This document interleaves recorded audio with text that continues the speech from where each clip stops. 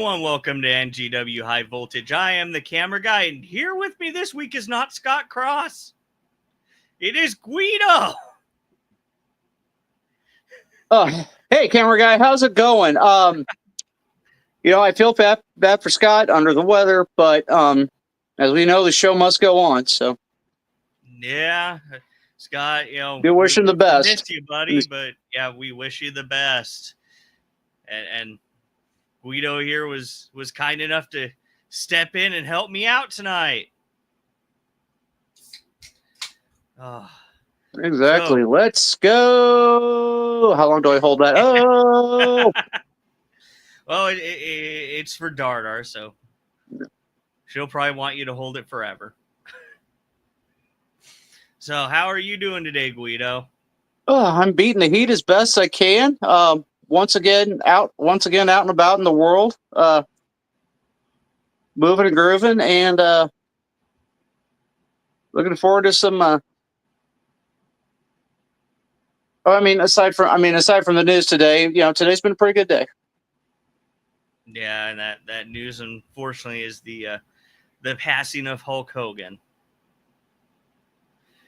Oh, and I mean, we've got. I see your banner there, Hulkamaniacs Anonymous. Yeah, I'm surprised that actually wasn't an organization. But yeah, we often referred to him as the immortal Hulk Hogan, but as Geddy Lee once said, we're only immortal for a limited time. And unfortunately, he had a cardiac incident in his home. He was rushed to a hospital in Clearwater, where it was pronounced he was no longer with us. And it sucks. I mean, we've this week we've lost some actually was contacted by somebody I went to high school with. Finding it seems like our childhood's dying a little bit at a time this week. I mean, the first was the passing of Malcolm Jamal Warner. Then, of course, 2 days ago we found out about Ozzy passing away. But now Hulk Hogan. Yeah, Gen X just keeps losing their grades, don't we? And yet somehow Keith Richards is still alive. That's true. But one of my I had to talk with somebody. We're like, okay, think about this for just a second. Richard Simmons died before Keith Richards. Think about that. But in all seriousness, I mean, we were talking. I mean, we lost one of the all-time greats, the man who it was a big part in getting professional wrestling into the mainstream. Yeah. So one of the sayings that I really like a lot is that you're not truly gone until somebody says your name for the last time. And with Hulk Hogan, that is probably never going to happen. The contributions that he made to the business are just legendary in every way, shape, or form that you can think of. We're talking I think he was a 9-time world heavyweight champion between WWE and WCW. Founding member of the NWO. That big shocking heel turn at Bash at the Beach. Which easily one of the most iconic moments in wrestling history. The standoff between him and Andre at WrestleMania 3. Beating the Iron Sheik, which Sheik never let us hear the end of it. And it's just, yes, he was clear. I mean, he was clearly the inspiration for a lot of wrestlers. So yeah.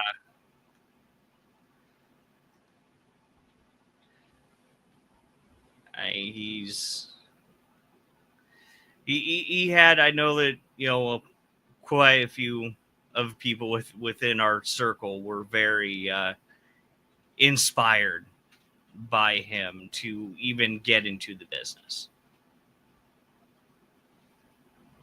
And a lot of people will probably disagree with me, but my favorite Hulk Hogan moment that I remember from years and years ago, and I've told this story before, is how I actually wound up getting into wrestling. And my favorite Hulk Hogan moment is the movie Mr. Nanny.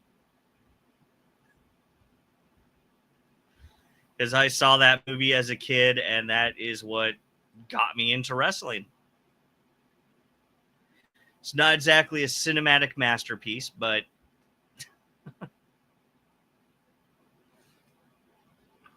You mean you skipped out on Santa with muscles? No, I never saw Santas with muscles. What is that one? I guess he was Santa. I don't know. I haven't seen it. But if we're going by Hulk Hogan movies, for me, it's Suburban Commando.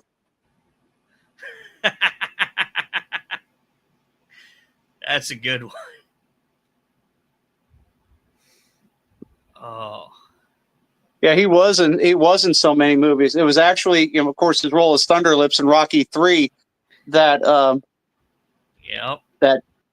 encouraged, as a lot of people refer to today, Vince Jr. to hire him back.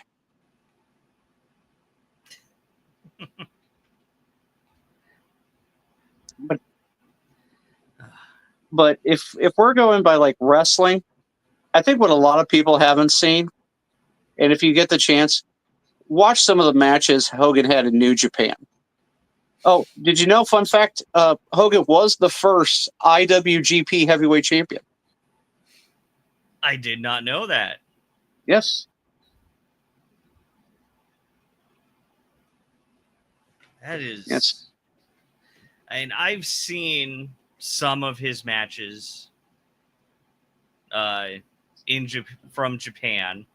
And it's interesting because, people who have only watched his like WWE and WCW stuff are very familiar, with how he operated there. He was an entirely different person in Japan. Exactly. You had to be. Yes, you had to be. I mean, you see Hogan do chain. You see Hogan doing chain wrestling. You see Hogan throwing drop kicks. Having to adapt to that style. Yeah, it's quite a sight to see if you're just used to America Hogan.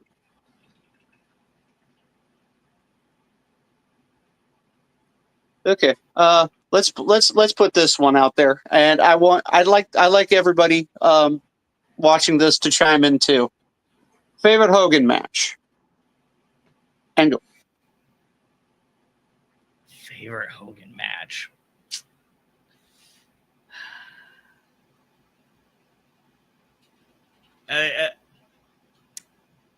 Man.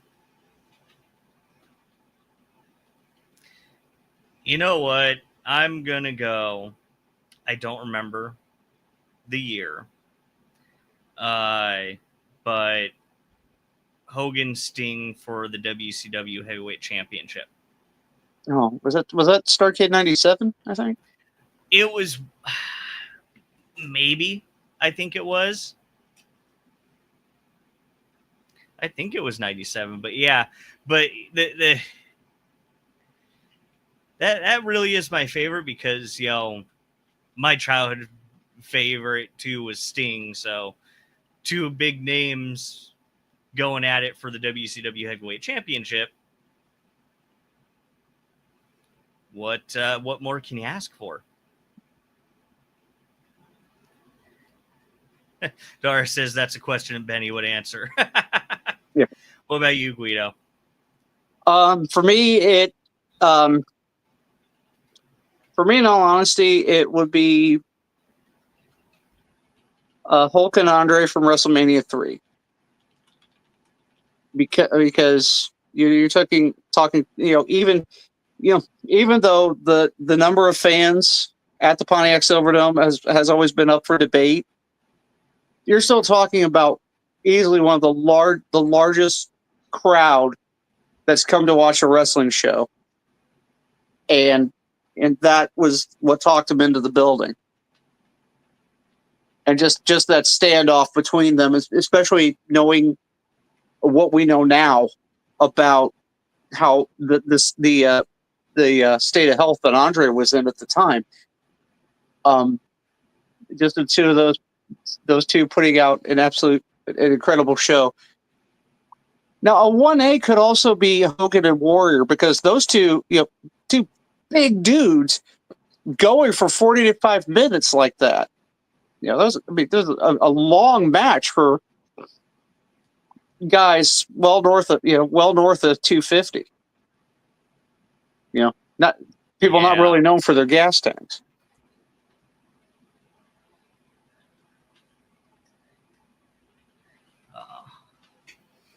But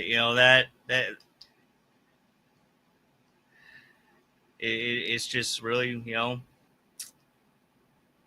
sad that he's gone. But like I said, he made wonderful contributions to the business, and none of them will ever be forgotten. And I don't think he will ever be forgotten either. No,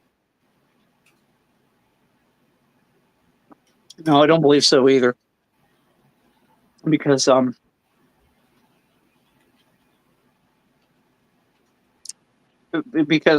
because of his contributions, the people whose childhoods he helped, whose childhoods he impressed, and my apologies, the people that he worked with, and just the moments he gave us as wrestling fans. Because of that, Hulkamania will live forever.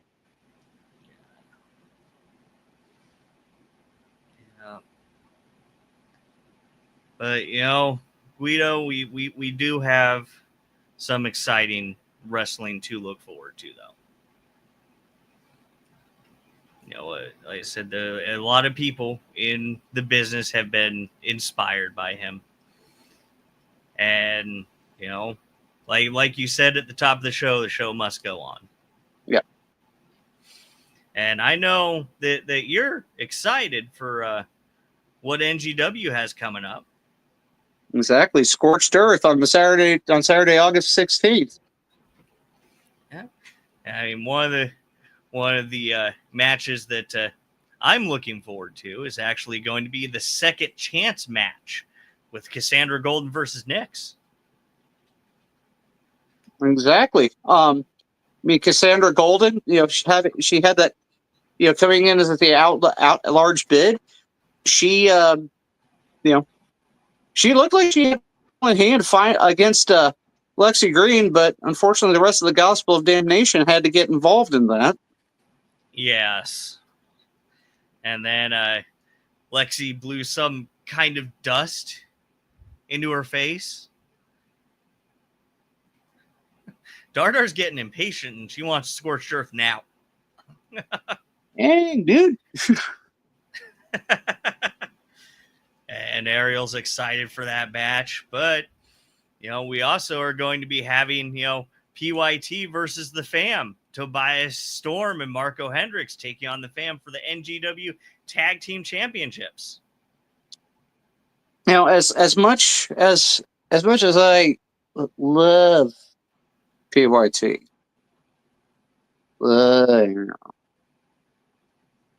I'm really wanting the Fam to win this one, but I know it's not going to be an easy out. Marco Hendricks, Tobias Storm, two young, incredible athletes, and they're hungry. Yeah. Dardar's proclaiming Tobias and Marco are going to win. You want to put a wager on that? And she also says that Guido loves PYT. Yeah, I'm telling you. Yeah, as we found out last week, they gave you a brand new do once. Yes, it took 8 guys to beat up an announcer and shave his head. Yeah, let's applaud PYT for that. Yeah. Man, maybe I should let this go. And then, as we announced last week, we're going to be having Logan Ridge taking on Shrapnel, a returning Shrapnel. We haven't seen Shrapnel in a year in NGW. He just recently made his return to IWA Productions. Exactly. Shrapnel, very exciting wrestler. He's, always gets fans. Always has a following of fans no matter where he goes. I mean, yeah, it sucked. We haven't seen him for I don't know around a year, but now he's coming back with a vengeance, and he and Logan Ridge are going to go at it for a shot at the Lightning Division Championship. Yeah, Darter's saying that she has 4 signs. Only 4? Come on. Yeah, you got to get those numbers up, Darar. Yeah, those are rookie numbers. And then we're also going to be having Dexter taking on Playboy, the current NGW Heavyweight Champion, for the NGW Heavyweight Championship. Playboy cashed in on Dexter a couple shows back, and Dexter's looking to reclaim the big gold. Yeah, it's a big difference when you can see the threat coming. I mean, we all know how I feel about Playboy. But there's one thing even I can't deny. Playboy Double H is one of the best wrestlers in this area. And he could win this match on his own. Dexter Roswell, I give him all the credit in the world. Incredible athlete. I was so proud when he became the NGW Heavyweight Champion. But I know for Dexter, this is going to be a tall order, especially with the rest of PYT prowling outside. Because Playboy is enough to contend with, but you get the rest of the PYT, it's going to be a very tall order. Yeah. And then, as was announced, I believe, yesterday, we're going to be having Jerry Morgan fighting for the Lightning Division Championship against the current Lightning Division Champion, Preacher. Wait. There's a Preacher count? Yes, there is. There is a count. Okay. Wow. I'm learning more and more about this show every day. But that's the thing. Preacher with the gospel of damnation by his side, he's are always watching. Got that one done early.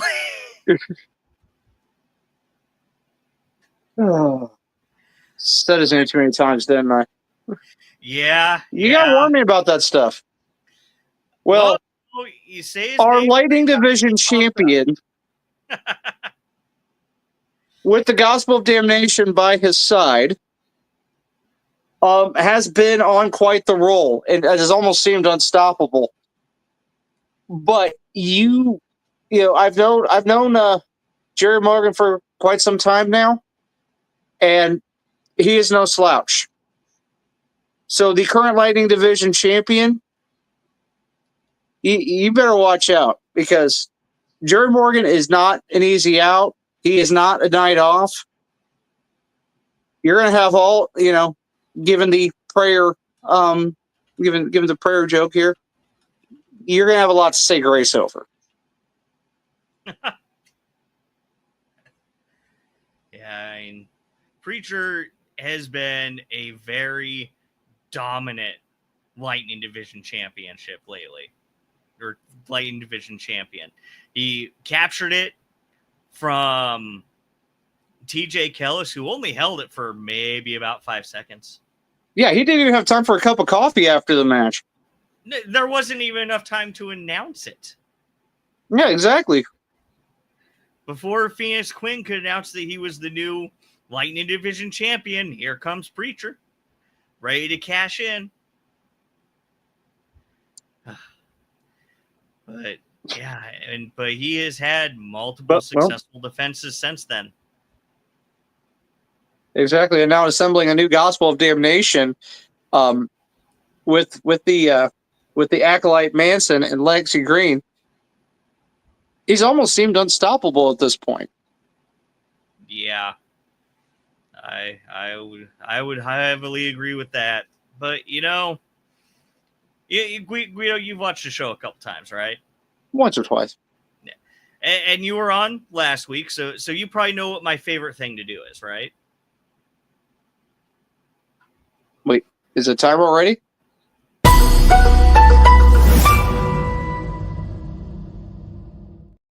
Yes, time for breaking news! That we actually have another match ready to be announced for Scorched Earth. Who do you think it is? Wait, a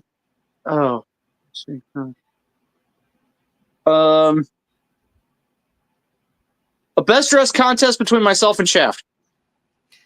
Yeah, and so you're just disqualified because nobody can compete with Shaft on being best dressed. Okay, to be fair, you're absolutely right. But no, we are going to be having Chris Cade taking on Ricky Cruz. Wow. The real deal and the King of Chaos going one-on-one. Incredible. Right. And if you remember, they were supposed to actually be teaming up at Melee and Muscuda 3, but somebody who might wear pink and be a champion seemed to attack him while he was live on the show with us. You know what, Jason? That's a good idea, having a news ticker across the bottom of the screen. But so he was unable to compete at Melee and Muscuda 3. But now he's actually going to be going up against Chris Cade, who when we had Chris Cade on the program previously, he's been good friends. And he trained with him. So that's going to be quite the match because you're going to have two guys who trained together and, know each other's movesets in and out. Well, if you don't mind me correcting you a bit,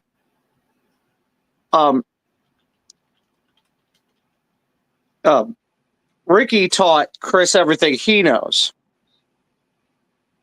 but he hasn't taught Chris everything he knows. Ricky Cruz has been in this area, in this industry for quite some time. So to discount this, to discount Ricky Cruz in this would be an absolute mistake. But in all honesty, I'm wondering if after Wrestling for a Cure, Chris Cade might be a little his belief in his abilities might be a little shaky. I think it's not that he wants this match against someone he was trained with and competed with. I think he needs this more for his psyche than anything else. If I could beat Ricky, not only will it get him in the right, if Chris Cade could beat Ricky, could possibly get him in the right mindset and possibly get him back in the title hunt again. Yeah. Any way you look at it, this is going to be quite the matchup. As Chris Cade, coming off of a loss to Playboy at Wrestling for a Cure.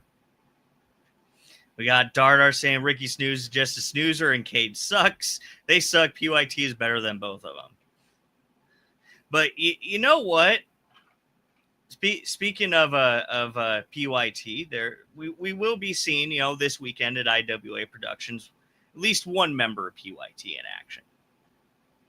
And I can't think of anybody to discuss the upcoming IWA show than IWA's head official, Referee Jude, also known to all the fans and wrestlers as Bowtie. Sweet Bowtie! So let's take a real quick look at his accomplishments here. He was trained in 2007. He works in Kansas, Missouri, Illinois, Iowa, Nebraska, and Alabama. He's a trainer at XWC for 11 years, including Dean Alexander, Army Miller, Cameron Bryan. He's a promoter at KCXW for 10 years. And him wearing a bow tie during his referee duties has fans and wrestlers lovingly referring to him as Bowtie. And that's the ultimate truth right there. So, Guido, what do you say we bring Bowtie on? Let's do it, man. Come on. Hey, it's Bowtie! Hey, how we doing today? How we doing? Doing all right. How are you doing, sir? Doing pretty good. I'm actually hanging out here at the wrestling center. We've got a couple of people that we're doing some shooting with. So, always working, always moving, but ready to hop in for a few minutes and chat with you guys for sure. Oh, outstanding. I appreciate it, sir. And, I learned something today. Your name is Jude, not Bowtie. Okay, that makes two of us. I'm sorry. No, that's all right. That's all right. I'm a man who wears many hats, many ties, some of them long, some of them bow ties. So that's Jude is definitely the name that if you're watching me wrestle, you're going to see that one more often than not. But yeah, I know everybody that's seen me as a referee, working my magic, keeping things rocking down the middle. They know me as bow tie because that's the thing that stands out. Yep. So how did that get started? To be perfectly honest, it was just kind of a thought on a whim. I had started reffing for Billy Ray over at IWA Productions. This is probably about 8 years ago now at this point. And after working the shows for a while, there was somebody that was coming along as well, and he sold a lot of bow ties as merchandise. And I saw one that was kind of a zebra stripe bow tie, and I asked him like, "Hey man, do you mind if I buy that off?" He was like, "Yeah, sure, no problem." I just threw it on for a couple of shows because honestly, I kind of liked the old boxing referee look of, the short sleeve shirts with the collar and the bow tie. I think the second show that I wore it was actually the show that they had Buff Bagwell in for a tag match. And so that was kind of if this is going to get over, if I'm going to get the crap beat out of me for it, we're going to find out now. And the bow tie was Buff Bagwell approved. So at that point I knew this is something this is a part of me. Let's run with this. That's amazing. And you know what? We have a question for you in chat from Jeff Wilson. Jeff Wilson wants to know, have you ever accidentally counted 3 when it was a 2? If my hand hits the mat 3 times, it's a 3, and there's definitely some people out there that can attest to that fact. It's the best way for it to go, honestly, is I'm going to count everything like it's like it is the end of the match, because anything can be the end of the match. So anytime I'm going down there, if my hand's hitting 3 times, that's 3, and that's it.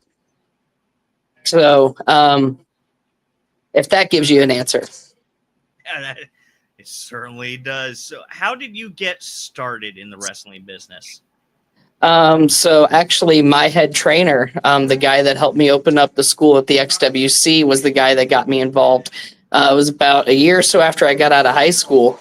And it was just one of those things that came up, honestly, ended up at this dude's house to hang out, have a good time, party. And we got started talking about wrestling. Next thing you know, he's like, "Hey, I've got a spot, I've got a ring, I can train you."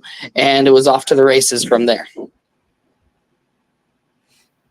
And how long were you in training before you had your first time as being a ref?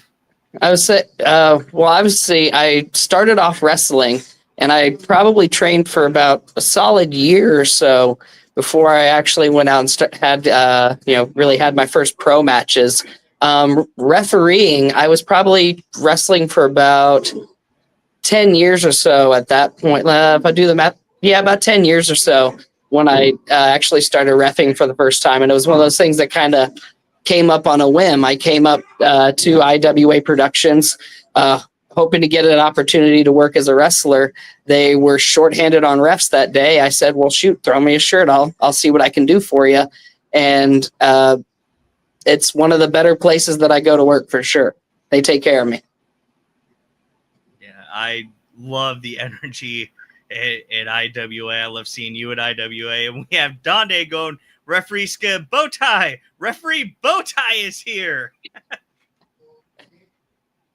I enjoy the fact that people love watching me do my work. You know, it's my job first and foremost to make the wrestlers seem bigger than they are, seem larger than life. It's my job to make the match feel larger than life. It's not my job necessarily to focus on myself, but I love the fact that people appreciate what I do. Yeah, I absolutely love the work that you do. I appreciate it. I can totally attest to that because that's my job as a commentator as well. Now I have a couple of questions if you don't mind. Yeah. The first, one of the things that I was always taught was a ref's job is to be invisible until it's time for him not to be. Do you feel the bow ties make you too conspicuous? I honestly don't, because it's in part it's camouflaged into the shirt, which I think helps. I don't have a big bright yellow thing sticking out there kind of showing off to myself. But then kind of in the same regard, I think that falls more into kind of the work that you do and how you go about the job. And I've been fortunate enough to be told by several people that I'm not there until I need to be there. So I feel like I do a pretty good job of knowing where to be, when to be. And I would equate a good chunk of that to the fact that I had that wrestling training beforehand. So knowing how they innately move in the ring, it's a lot easier for me to see, okay, this is going to be coming this way pretty soon. I should be where I need to be to make sure I'm not in the way of that. And actually that brings me to my next question. As we know, recently an official was injured in a very high profile match in a very like I said, very big match. Has there ever been a situation where you weren't able to get out in time? Let's say there's been a time or two that, you know, I've caught a flying boot coming in because the guy made a quick dodge or something like that. I've been trapped in the corner here or there. I was fortunate enough that Rhino could put on the brakes. Otherwise, I probably would have been split in two during one match with him and Chris Thomas, because he was coming in full gore. And had he nailed me with it, you probably wouldn't be talking to me right now. No doubt. We have New Genesis asking, what was your favorite match to ref? Okay, there's a couple of good ones. I think honestly one of my favorite matches to ref was that Buff Bagwell tag match. It was him and this gal Miranda going up against a couple of heels at the time. And one of the things that I took away from that match, just being able to work the ring with Buff, how much I learned just being in the ring and around the ring with that guy. That was probably one of the most fun times I think I've had in a match. That or the 6-man tag that had Scott Steiner when he just chucked me out towards the end of it. You see me just fall into a huge heap at the bottom of the floor. Just IWA's given me some pretty awesome opportunities to share the ring with some truly great people. So I'd say those two are probably up at the top there. You know, one of the things that I like to say as a photographer is I can always tell a good referee at the first pinfall because you're going to be in my way. Because a referee is always wanting to be in the exact same spot I am. I'm wanting to see the 3 count, get a good shot of it. You're wanting to see the shoulders down. Hopefully, if I'm doing it right, I'm in just the right spot to where I'm assisting your shot and I'm not in the way of it. But I understand the sentiment.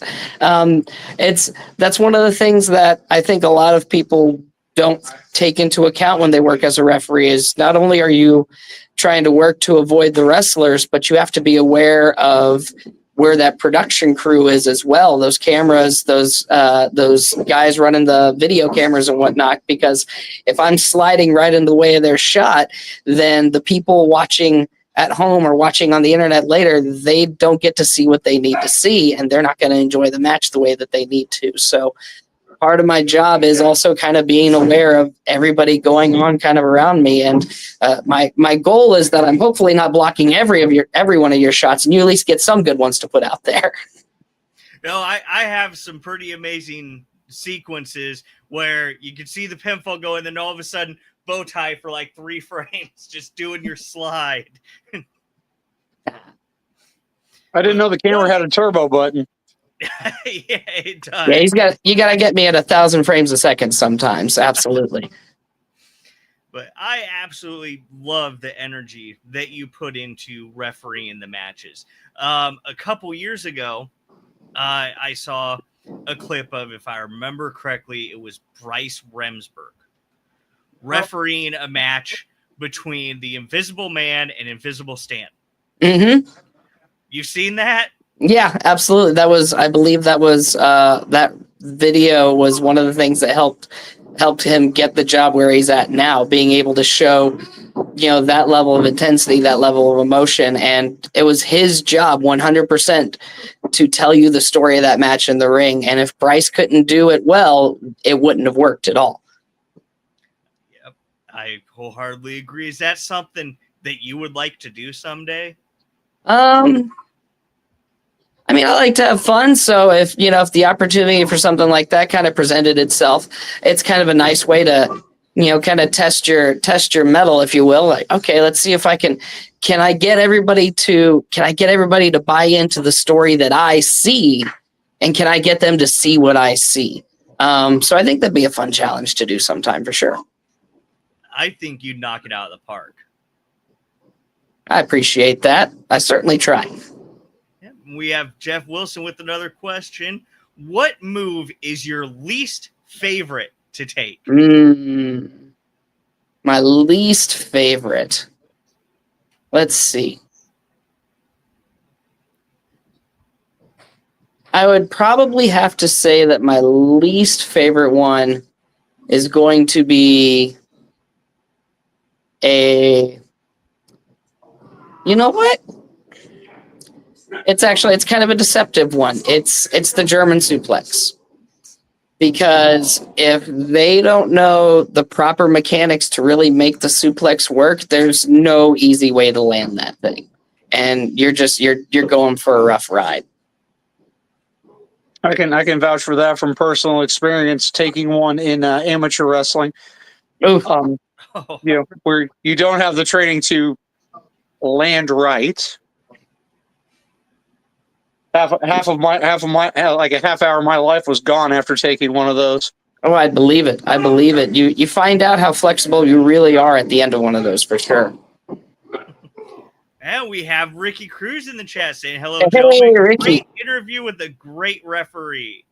I appreciate the love every time Ricky sends me some. He was gracious enough to show me. Oh, dropping my phone almost. He was gracious enough to show me the door down in St. Louis at MMWA, and I've been having a blast down there. So absolutely, anytime Ricky's up there, man. Salute to you, brother. Wait! You said showing you the door, the way in or the way out? No, he's showing me the door on the way in. On the way in. He's a gracious man. He holds doors. He doesn't slam doors. He's a gracious man. Yeah, absolutely right there. Then we have Alex Steele, I believe, answering the question of least favorite move to take. He's saying it's chops. Yeah. No.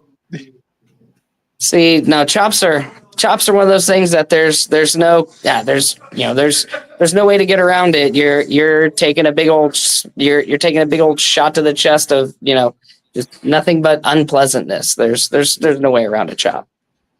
Yeah. Now, one of the contenders that we'll be seeing this weekend at IWA is Tobias Storm, a member of PYT now. But I know that Tobias Storm actually also works out in Kansas City with you at KCXW. Mm-hmm. Absolutely. Tobias is a hell of a competitor. He puts on amazing matches every single time that KCXW shows out. I know that he works pretty strongly throughout Missouri, throughout the Midwest. Wonderful tag team work. I can't say enough about how solid and how crisp his work is, and just how easy and natural it is for him to just get the crowd to follow along with him, whether it's PYT and just basking in his glory there, or when he's got an entire crowd yelling out his name in complete unison. Those are things that not everyone can figure out, and Tobias has figured those things out early for sure. I heard in the chat, Tobias. There, proof's in the pudding. It's right there, man. It's right there. You know what's funny to me, and I'm gonna have to tell him this the next time he's on the show. My own mother, who's come to some of the shows, doesn't have a camera guy shirt, but Nope. she has a Tobias shirt. And whose fault is that? His energy is infectious, and it's something that we definitely paid attention to here in Kansas City, and it's something that he knows how to use, and he knows how to run with it, and he gets that crowd amped, he gets that crowd rocking no matter where he's at. And I mean, anytime you get a chance to see him on a show, buy that ticket, go see it. You're going to have a great time. So I can concur with that. Tobias has just been an incredible talent, and to be honest, I could see him easily as a heavyweight champion in a very near future. Very possible. He carried the torch here in Kansas City for a good solid while, right back to October, even from October to July. He was rocking as our Kansas City champion, and when he's there, man, the crowd is behind him. They're moving. If a company thinks that they want somebody to carry a banner, Storm can carry a banner for him. Yeah. So can you tell us a little bit about KCXW out there in Kansas City? Absolutely. So we've been officially running since May of 2015. We put on 2 sets of quarterly shows now. We just kind of recently bumped up our schedule. So every 3 months, I can't count right now. We've got a show that we put out to the public, mainly around here in the Independence area. We just had one on July the 19th, where we just had a huge triple threat match where Tobias went up against El Diablo and Hard Luck Hal Rogers, 2 other huge, stalwarts here in kind of the Missouri Midwest area. And then also here at the wrestling school that we help partner with, the Extreme Wrestling Center, we carry on kind of smaller, intimate shows on that same quarterly basis as well, that we use primarily to promote online and kind of help push the narrative for those bigger shows. So one of the things that I really enjoy about KCXW, honestly, is we're trying a lot of new things that we don't see a lot of other people kind of really jumping into the fray with, especially when it comes to our merch. We've had some really unique opportunities with our merchandise, and we've been having some real fun with it. What are you doing with the merchandise?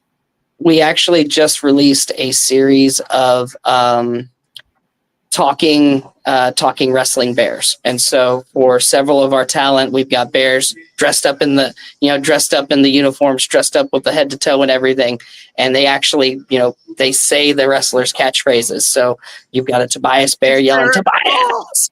Oh, dude, it's we've got a bear that goes along with our dancer character, Rad Rico, and when you click that bear, his music starts playing. He's got a little boom box. Dude, we're having a lot of fun with it, and the crowd definitely has fun every time they come out to a KCXW show. Are these available online? So right now we only have them available at the KCXW shows at the merch booth. As kind of our machine, if you will, ramps up. I know that we are looking down the line to figure out kind of an online store so people can get access to things a little bit more broadly. But right now, if you want some of the really cool stuff, you got to make it to a KCXW show. Next one's in October. It'll be a banger for sure, because we're going to be celebrating our 10 years and kind of one big shebang at the end of it all here in October. What's the date for your October show? The date is October the 11th, and it's going to be down here in Independence at a place called the City House, which is just right off the highway, right off of I-70. It's going to be a huge show. We're actually having some of our older wrestlers from way back when we started up 10 years ago. They're going to be coming out, making some appearances. It's going to be a big, huge one. Shailin will be challenging Lady Pride for the women's title. You'll have El Diablo putting his KC championship on the line for the first time in a ladder match. So we're gonna have a big show for it for sure. Is it October 10th? The 11th should be a Saturday. 11th. Yes. Yep. Mhm. Okay. I misheard. I'm sorry, but yeah, you know what? Justin Savage needs a Tobias Bear. He says he needs a Tobias Bear. You know, I think a lot of people need a Tobias Bear. Tobias Bears are pretty awesome. Tobias Bears are pretty awesome. So what I'll tell you guys now, show me that interest. Grab some tickets to Excellence. We'll be having the website up and ready to roll here soon. I should actually, that'll be my project tonight when I get home, is getting that website up and ready to roll. But you'll be able to go tomorrow to kcwrestling.com and pick up some tickets to head yourself on over to Excellence and get yourself some Tobias Bear, because you'll want a Tobias Bear, you'll want an El Diablo Bear, and you know, even though you love to hate him deep down in your heart of hearts, you want that hard luck bear. Yeah, I do want an El Diablo Bear too. I've had the pleasure of seeing him in action as well. Oh yeah, he's got the mask and everything. It's freaking adorable. You'll love it. That is awesome. That is the most unique merchandise I have to say I've ever heard. I love it.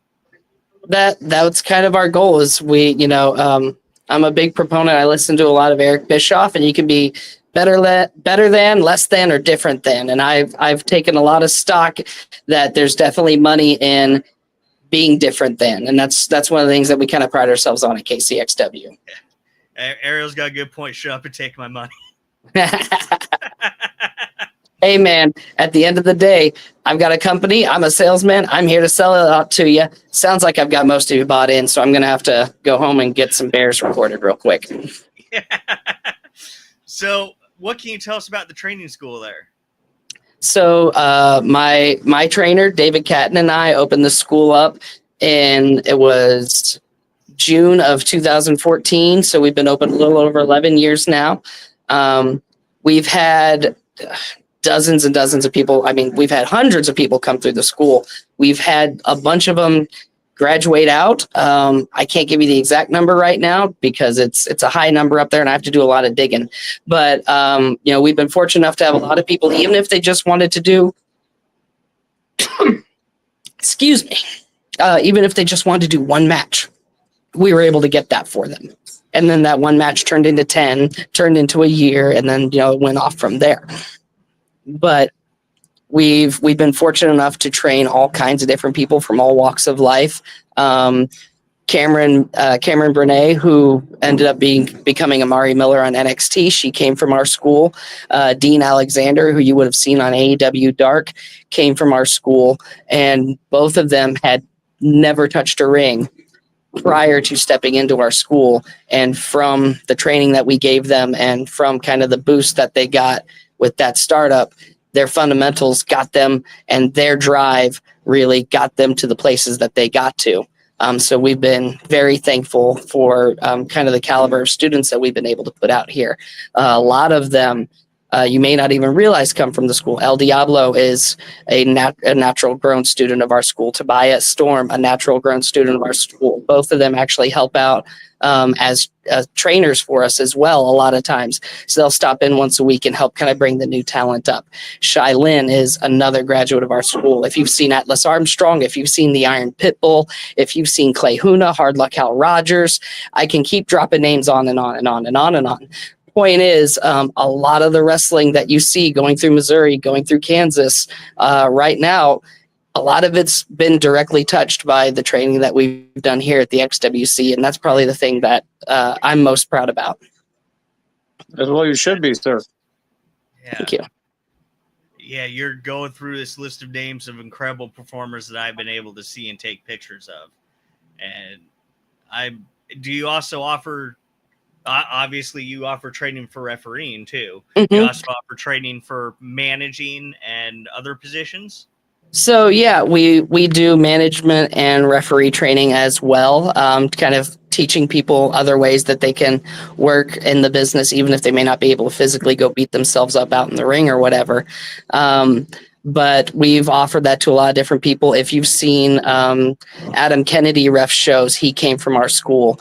If I'm As far as managers, if you ever saw the Guff Dimmadome making his way around New Breed, he was somebody that came out of our school. And again, that was one of the things that we took pride on. Is a lot of people that a lot of places just go, you don't have it. We're not gonna show you anything. Here at the XWC, I mean, you know how I am. I'm not a man of stature. If I give you my stats, 5'2", 136, because I've been sitting down a lot at my job recently. But, with stats like that, most people would say this guy has no business being anywhere near wrestling. He's a dwarf among dwarves, if you will. But at the XWC, we take pride in looking at, quote unquote, the misfits, or the people that normally would not get that look, get that shot because they're too skinny, too tall, too lanky, whatever. No, man, let's show you what you can do with your body. If you've got the confidence, I can show you what you can do with it. And from there, it's on you to drive and make something of it beyond that. So one of the things that we do at the Extreme Wrestling Center is we help people kind of create the best versions of themselves through the basis of wrestling training. And that's one of those things that really, at the end of the day, it really makes it all worth it. Now, are you taking on new students at this time? And if you are, how can people get in touch with you? Absolutely. So one of the things that we also take pride in is we're one of the few wrestling schools that runs 7 days a week. Unless we're all on deck for a show, that's probably usually the only times that the door isn't open. Other than that, we've got training going on 7 days a week. You can hop online to prowrestling.training, and there's a link right on there that you can go to, and you can actually go through, sign up for a tryout, and prepay for your tryout right there, and kind of schedule your day to come on in. So then they'll come in, they'll do the tryout with us. We'll run them through our evaluation. If we like what we see from them, if we see something that we can work with in them, then we start talking about, okay, here's how the actual training part of it works. Here's how things break down. And, we start going from there. But that getting started process, just hop on to prowrestling.training, NGW, throwing the link right there for me. Appreciate that. You'll just run over to the tryout tab and you can get yourself signed up, pick your day right then and there. And you hope people don't lie on their resume, but you're going to find out that first day, aren't you? Oh, absolutely. Everybody tries to gas themselves up on anything. It's part of what you do. But no, we don't throw anybody to the wolves in regards of our tryout, but we run them through the paces to figure out where their limitations are and if they're going to be able to make it through the training pretty quickly. It's not necessarily the old school, I'm going to throw you in the ring and give you the stretch for 5 minutes and see if you could take it, brother. But we make sure that you've got the physical capability to get in the ring and go. See, I can't wait to see what other talent is going to be coming out of your school there. That's just fantastic. I've actually got this weekend at IWA Pro, we've got 2 fresh new faces that are right on the cusp of getting that graduation stamp out of our beginners program that they'll be getting kind of their first shot to hop out there and get working in front of a crowd. So you'll get to see Mike Dansky and you'll get to see Harrison Cruz at IWA Pro kind of getting their teeth cut out live in front of a crowd for one of the first times. So always something fun and exciting when you come to an IWA show. Absolutely. Yeah, that's exciting. I love getting pictures for new people. Do they need promo shots? I'll give them some promo shots. Oh yeah, I'm sure that they're always looking for more of them. You're gonna enjoy when you see these guys. They're both bigger guys. When you see them walking out, you're gonna be excited. You're like, I know I'm gonna get some good pictures with these cats. All right. You're just making me excited for this weekend, sir. Hey, if I'm not making you excited to come see wrestling, I'm not doing my job. That's the truth. Now, Bowtie, I'm not sure how many times you've been able to catch our program here, But here on High Voltage, we like to play a game with our guests. Okay. And we like to call that game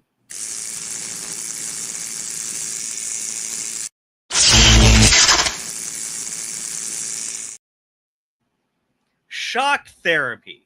Ooh, Now, tantalizing. for anybody new here, the way that Shock Therapy works is we ask our guests a series of 3 questions, 3 multiple choice questions. And if they get 2 out of the 3 questions right, they actually win a prize for one of our live viewers. Okay. This is like Celebrity Jeopardy. I'm on the line for somebody else. All right then. Exactly. And this week, you will actually be playing for Jeff Wilson. All right, Jeff. Let's hope I got your back tonight. Newcomer to our chat here this week. So now you're known as Bowtie, and we like to try to tailor our questions to the guest. So Okay. I thought, what better way to ask you questions than to ask about other famous bow tie wearers? Well, alrighty then.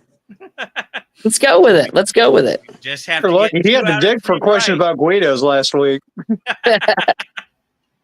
And you got 3 out of 3. That I All did right, because are you ready, sir? All right, let's bring it on. Let's name some bow ties. All right, your first question is, what famous bow tie wearer suffered short-term memory loss, but to the delight of a group of cowboys, remembered the Alamo? Was it A, the Hamburglar, B, Pee Wee Herman, C, Mr. Bean's American cousin, or D, Sheriff Lasso Yahoo? Or I'm Yeehaw, gonna rather. I'm gonna have to go with Pee Wee Herman on that one. I'm gonna say B. B, Pee Wee Herman. And you are correct. All right, we're halfway there. that's better than what Famous Ozzy scene did at the from- Alamo. May he rest in peace. Famous scene from Pee Wee's Big Adventure. Yes, we found out the Alamo doesn't have a basement. So sad. So sad. All right, 1 down, 2 to go. You just have to get 1 more right to win that signed poster for Jeff. Question 2. Which energetic children's entertainer is known for wearing a bow tie, teaching kids about excavators, and making adults question their life choices? Is it A, DJ Diaper Dandy, B, Count Chonkula, C, Blippi, or D, Professor Wiggly Pants? I don't have much experience with children and excavators. I'm gonna have to go ahead and this one's gonna be a little bit of a wild shot. I'm gonna say Blippi. You are going with C, Blippi, and you are correct. It is C, There we go. Blippi. Blippi is a current famous children's entertainer, I believe, on Netflix, if I remember correctly. Okay, there you go. I But- work off of the Samsung free TV, so I'm always a couple of years behind everything. But you got 2 out of the 3 right, and you have successfully won that signed poster for Jeff Wilson. But we still have 1 more question in the tank. Want to see if you can go 3 for 3? Yeah, let's go for it. All right, your third question.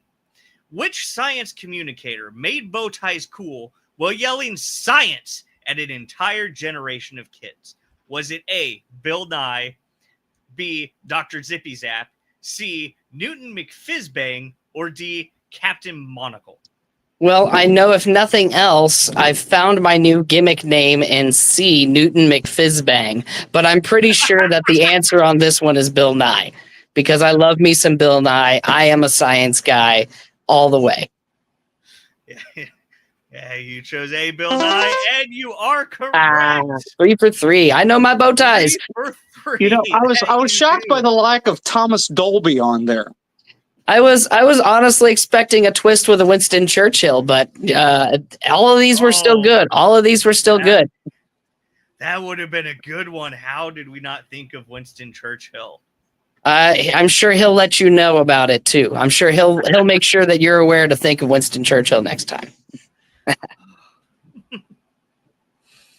But yeah, and so where else outside of IWA Productions and KCXW can fans catch you at? So they can catch me every second Saturday of the month at MMWA down at the South Broadway Athletic Club. And they can also catch me pretty much any other night down here at the XWC or cutting some kind of footage for KCXW. I wear, again, like I said, I wear many hats. So I do a lot of production work kind of in the back, putting a lot of the media content together as well. In fact, that's what we're getting ready to do here in just a moment. I've actually got a couple of promos to shoot for some people. But yeah, you can catch me at MMWA. You can catch me at IWA Pro. Hopefully here sometime, I believe in August, I'll be making my way up for New Genesis as well. And other than that, if you're in Kansas City, August 2nd and 3rd, we've got the Kansas City Taco Festival, and KCXW will be providing the Lucha Libre for that. So you'll get to see some old school Captain Shabam, maybe, possibly. Yes, you had me at tacos. Dude, we do tacos and wrestling twice a year here down in Kansas City. We've been working with the Tacos and Tequila Fest for the past several years as well. So the opportunity to wrestle in front of 10,000 people, always a good time. Man, I'm gonna have to make some time to make it out to Kansas City. Oh, we have a lot of fun with our wrestling, man. You'll enjoy it. Now, and I have another quick question for you. Have you ever had a fan make a sign for you? Let's see. When I may or may not have been Captain Shabam, which has never been confirmed nor denied. I know that guy certainly got a couple of signs going his way. I don't know that I've seen any bow tie signs, but with the IWA crowd, I can never say never with those folks. So, They give me a lot of the energy to go run out there and have a lot of fun, especially that IWA crowd. I really enjoy going out and rocking the house with those guys. It's always a great time. So I would not be surprised, especially after this interview, if somebody gets squirrely out there and I'm going to end up seeing like 4 or 5 bow tie signs by the end of the night. That would be incredible. I would love everybody to make a bow tie sign. I want a picture of you standing in the ring with a bunch of bow tie signs behind you. And then somewhere there will be a dozen old promoters from the 70s spinning fast enough to power 3 generators, but it'll be okay. I feel like we're tempting fate here, gentlemen. If the referee sells tickets, then everything's hot on the show, right? That's true. But you know what? Referee is the most important part of the match. Can't have a match without a referee. No, it's the unsung. In a lot of ways, it's again why I enjoy doing it. You're that unsung third hero. If you're not there to make the linchpin of the match work, it's just 2 guys in spandex beating each other up, and that's kind of awkward. With the referee there, everything else locks in. Everything else makes sense, and you can't have bad guys without rules to break, and you got to have a referee to tell you what those rules are, right? So if you don't have that, you really don't have the match, and you don't get the whole piece of the pie. So it's a lot of fun kind of being that glue that kind of brings it all together. And we have the infamous Dardar in chat saying, bet 100% she'll do it. Dardar's making a sign. All righty. That's one down. But I want to thank you so much for coming on and joining us tonight, Bowtie. It has been an absolute pleasure, and I can't wait to see you this weekend. I appreciate it, man. I'm going to have a blast when I'm up there. I always do anytime I come up to IWA. So, yeah, looking forward to it, and I'll see you guys there. All right, outstanding. You have a good evening, sir. You as well. Hey, bye. Oh, that was fun, Guido. Oh yeah, that was a blast. Yeah, oh, go ahead, Guido. Yeah, a lot of people don't realize just how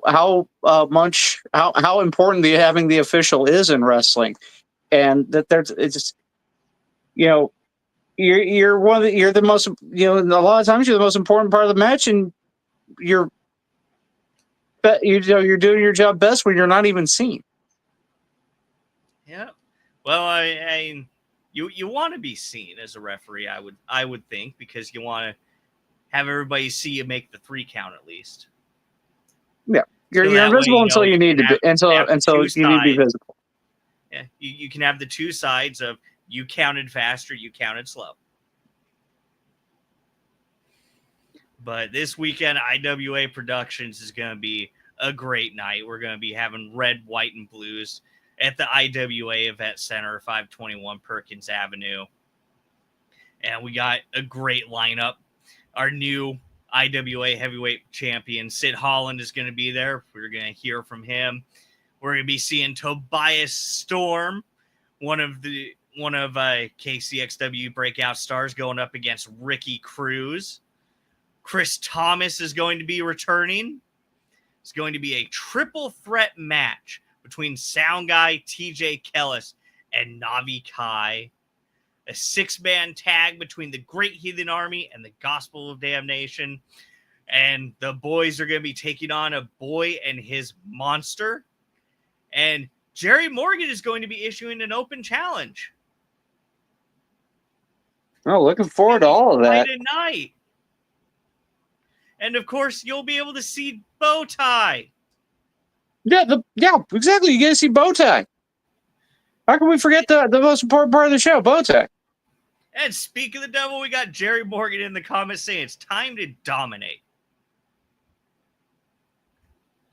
Jerry, is that an open challenge for the IWA Productions Light Heavyweight Championship?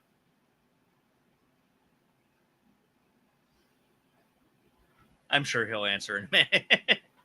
Well, if not, we'll find out Saturday. That we will.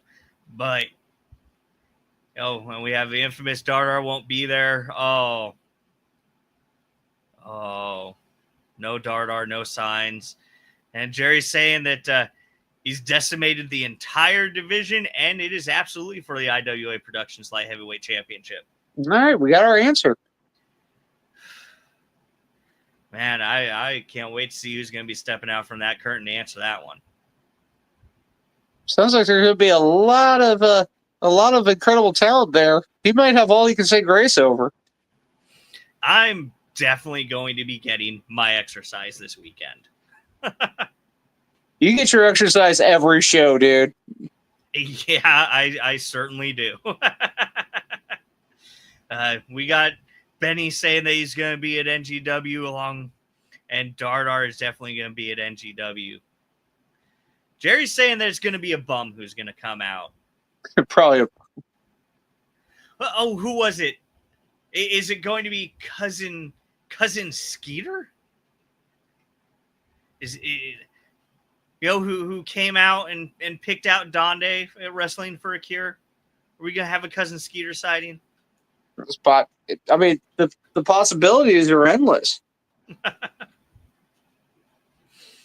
But I want to thank Bowtie again for coming in and joining us tonight. I want to thank Guido for helping me out tonight, stepping into, Scott's slot here, unable to join us because he's under the weather. I wish him a quick recovery. And of course, I also want to say thanks to our sponsors, Nick's Home Decor, Bi-State Termite and Pest Control, Needful Things Boutique in Mascout, Illinois, Laser Monkey Engraving, and the Ringside Buffet in Mount Vernon, Illinois. If you're coming to check out IWA Productions this Saturday, before you come check out some action, stop by the Ringside Buffet. Have yourself an absolutely wonderful meal.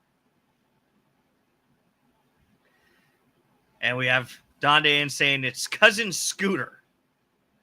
And yeah, you better get that right. Going to be answering. Yeah, you better get that right, or he's going to pull a fly swatter out of that magic satchel and start chasing you with it. Again. Asked me could have helped. Well, it was kind of short notice. But I also want to thank everybody for joining us here tonight. And Mariel, get better, Scott Cross, most definitely. Get better soon. But I also want to, before we take off for the evening, Guido, we do like to have a lot of fun on our program. We like to to joke and, play around. Obviously, we have a whole game day part of our show.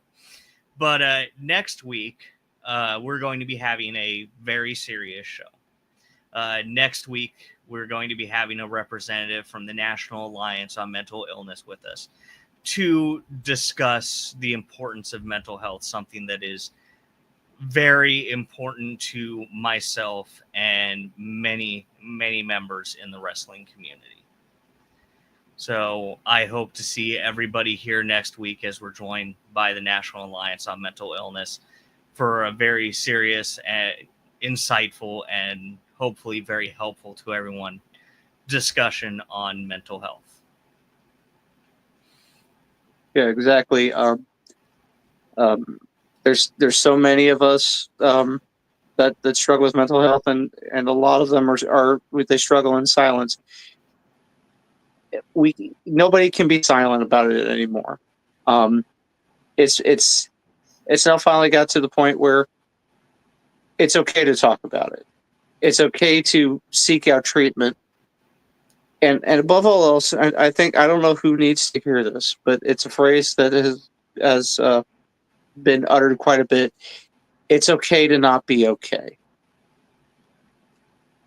But if at least one person reaches out, and it feels like they're alone, and that they finally are able to reach out and get the help that they need, all of this will be worth it next week.